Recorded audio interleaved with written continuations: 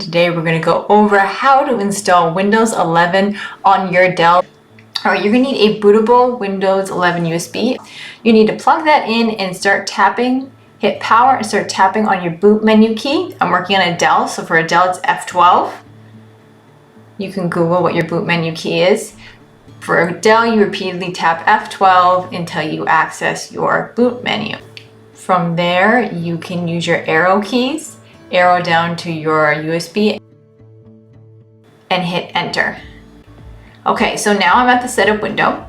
I hit next and then install now. You accept all that little checkbox right there and then hit next. Custom install. Now we're going to delete all these partitions off of, if you have two hard drives, only delete them off of the hard drive you want to install Windows on.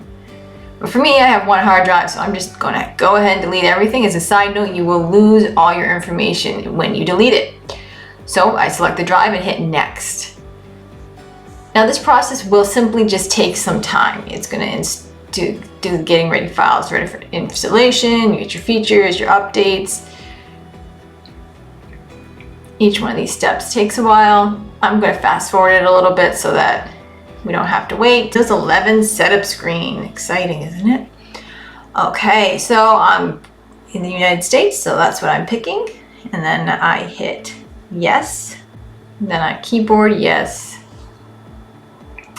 I don't need an additional keyboard, so I'm going to hit skip.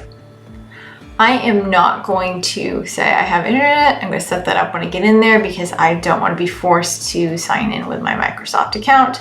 I'm just going to make a local account with my name. I was going to put Dell, but you know what? I'll put my actual name. And hit next. I'll set up the password later.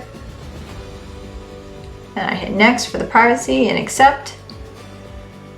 And then it's just going to load a little bit more. We're in the home stretch at this point, almost done. Windows 11. So that is how you go about installing Windows 11 on your computer. Have any questions? Leave them down below.